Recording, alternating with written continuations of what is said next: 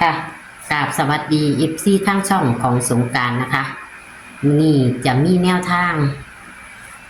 ความฝันของแอดพี่น้องงวดวังหันกับบ่เข่าเนาะค่ะพี่น้องเนาะงวดวังหันกับบ่เข่ากะ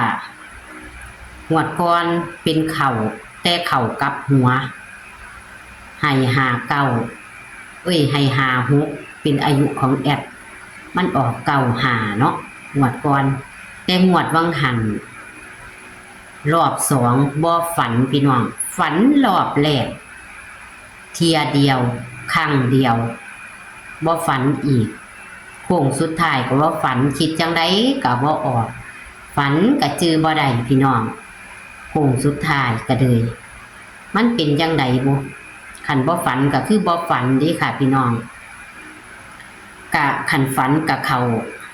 ามาอยู่2 งวดนะคะ2 งวดอยู่ดอกเนาะความฝันของแอดก็ได้2 งวดหรือ3 งวดเนี่ยเนาะกะ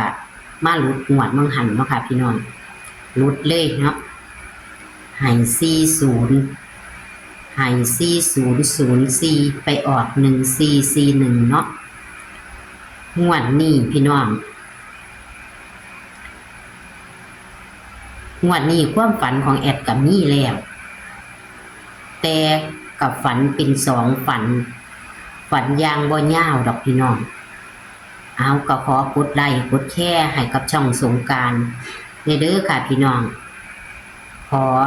คนละไลค์คนละแชร์เด้อเข้ามาเบิ่งแล้วก็ได้มักกะจัดคัดกะพานนะคะบ่ชอบกะพานนะคะพี่น้องตัวเลขเฮาจะเป็นแค่แนวทางก็บ่รู้ว่ามันจะเข้า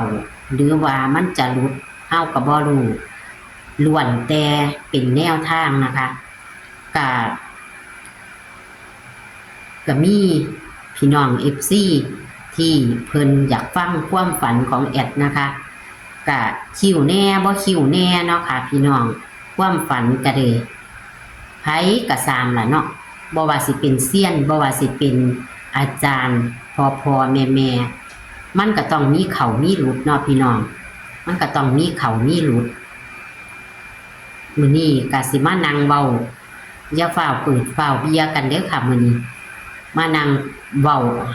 ให้กับพี่กับน้องฟังความฝันของแอดนี่ล่ะก็ตามบ่ทันหมดดอกค่ะจังคุณยายบุญหลีที่เคยฝันได้3 ตัว495ก็บ่ฝันพี่น้องเอ้ยงวดวังหันก็บ่ฝันคันเพิ่นฝันก็แม่นฮักเข้าโลดล่ะคุณยายปุณก็บ่ทันฝันคุณยายปุณงวดวังหันก็เข้า14ตรงอยู่ค่ะถามกับบ่ทันได้ฝันยางมาอยู่หังบ่ทันฝันคันเพิ่นฝันเพิ่นก็สิมาบอกโลดพี่น้องแต่งวดนี้ก็บ่ทันฝันนะคะแต่ว่าของแม่ไล่ของแม่ไหมก็ลงไปให้แล้วนะคะเลขล่างอย่างเดียวก็ลงไปให้แล้วเด้อพี่น้องล่างอย่างเดียวลงไปได้2-3 มือเลขออกได้2-3 มือก็ลงไปนะคะแล้วก็คลิปนี้ก็สิขอโทษขออภัยนะคะลงผิดลงถูกก็มีนะคะFC เพิ่นก็ได้โทรมาบอกนะคะแต่ว่าก็เข้าไปแก้ไขแล้วนะคะในขึ้นหน้าปกนะคะขึ้นผิดเขียนวันที่1 กรกฎาคมนะแต่ว่าเลขมันเป็นของวันที่1 สิงหาคมแอดก็เลยได้แก้ไขแล้วก็ขอขอบคุณ FC ที่เพิ่นโทรมาบอกนะคะที่เพิ่นโทรมาเตือนนะคะเพราะว่าแอดก็ยากอีหลีพี่น้องลงของลาวของตำลาวแล้วก็ลงของตำไทยแล้วก็ฟ้าวไปเฮ็ดกับข้าวออกตลาดนะคะเป็นช่องน้อยๆบ่ทันได้ดินทันดังก็เลยป้าการขายของบ่ได้เป็นสิ่งที่เจ้าของมักเนาะการค้าการขายก็ดีแล้วก็ตรงนี้ก็แอบก็มักนะคะก็มักก็เลยเฮ็ดบ่จริงค่ะพี่น้องก็บ่จริงนะคะเขียนหนังสือหมู่นั้นก็อาจจะผิดนะคะก็ขอโทษขออภัยนะคะขึ้นหน้าปกก็ บ่ได้เข้าไปเช็คอีกบ่ได้เบิ่งดีๆเพิ่นโทรมาบอกก็ขอขอบคุณเพิ่นมาตักเตือนก็ขอขอบคุณนะคะก็ก็เว้าหลายยายห่างแล้วล่ะค่ะพี่น้องเนาะคันมาเว้าก็อยากเว้าให้พี่ให้น้องฟังอันความฝันของแอดมันก็บ่ยาวแต่ว่ามันจะมี2ฝันค่ะพี่น้องแต่ว่ามันเป็นทรงฝันดีๆอยู่ฝันแจ้งสิแจ้งแล้วล่ะเพราะว่าแอดนอนดึกแอดก็ตื่นสวยพี่น้องแอดนอนดึกตื่นสวยมานี่แจ้งแล้วล่ะฝันว่ากับพ่อบ้านเนาะค่ะกับพ่อบ้านไปดูดปลาก็บ่เห็นเคียงดูดปลาก็บ่เห็นเคียงดูดน้ำหรอกแต่ว่าหังว่าไปจูบปลานี่2คนผันพากันถือผ้าแลภาษากลางจะเอื่นว่าอีหยังผ้าแลจะเอื่นว่าหยังล่ะค่ะผ้าแลก้องปลาแม่บ้านเฮาแม่พี่น้องถือคนละสนพี่น้องเป็นคืออูถือคนละสนจักป่ามาตาใสเต็มเลยพี่น้องเต็มผ่าแหลกนี่ตะปลาคอปลาช่อนนะพี่น้องเป็นปลาช่อนภาษาไทยกับภาษากลางจะอื่นปลาช่อนเนาะ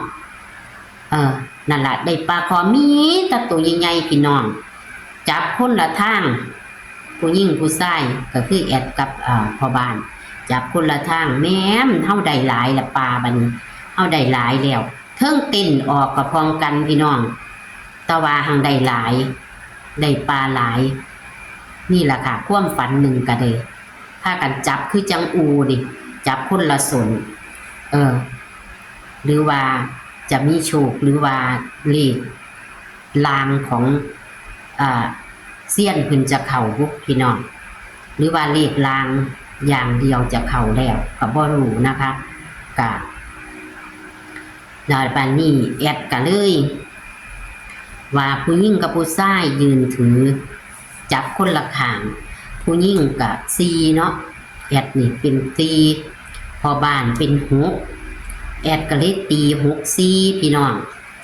ปลามันเป็นปลาช่อนปลามีกิจเป็นปลาคอปลากับ8ก็เลยตีกิจ8พี่น้อง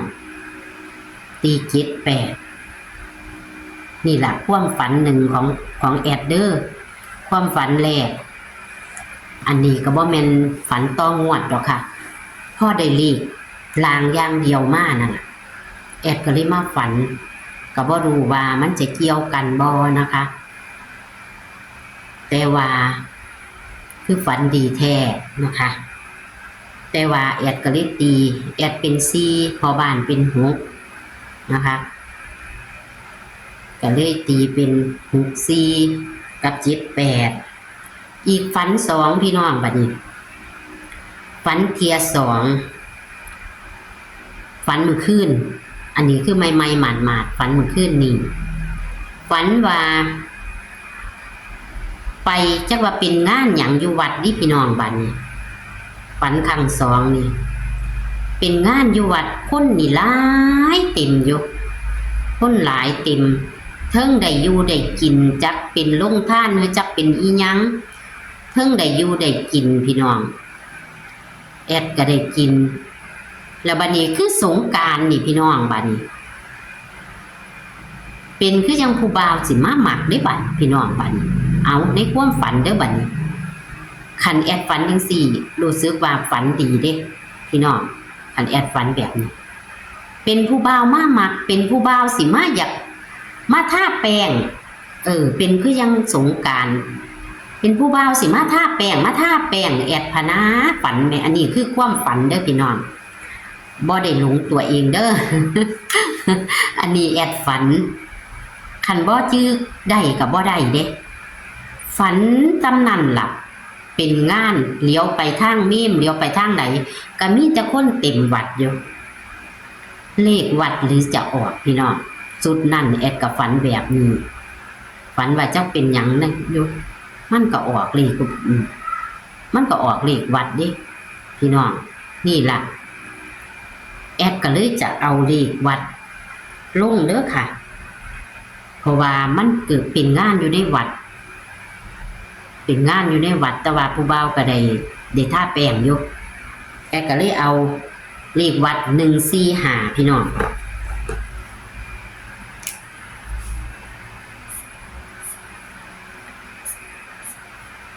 145ตัดได้มันก็จะได้3หางเด้อเลข3ตัวนี้แอดตัดให้พร้อมนะคะแอดมัก64แล้วพี่น้อง64แอดมักนะคะนี่แหละค่ะคือความฝันของแอดมี2ฝันแค่นี้นะคะ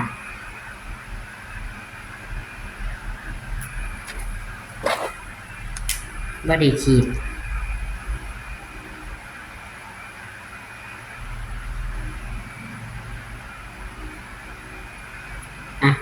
เอามือฉีดเอานี่ละพี่น้อง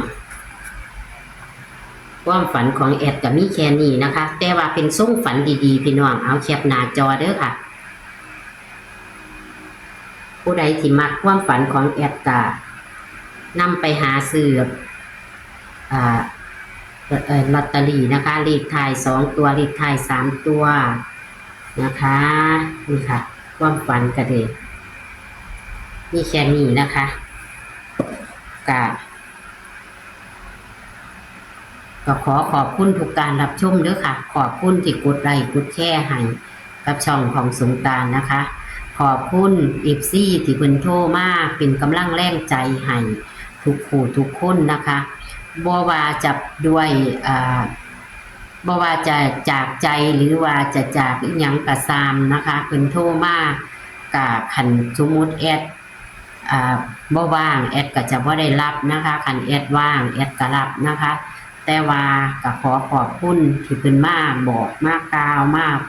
ตักเตือนหรือว่ามาอีหยังแอดก็พร้อมรับเสมอค่ะพี่น้องก็ยินดีที่ให้ติชมค่ะคลิปนี้ก็ฝากไว้ซ้ำนี้ค่ะเจอกันคลิปหน้าค่ะสวัสดีค่ะโชคๆมันๆในวันที่1 สิงหาคม69เด้อค่ะพี่น้อง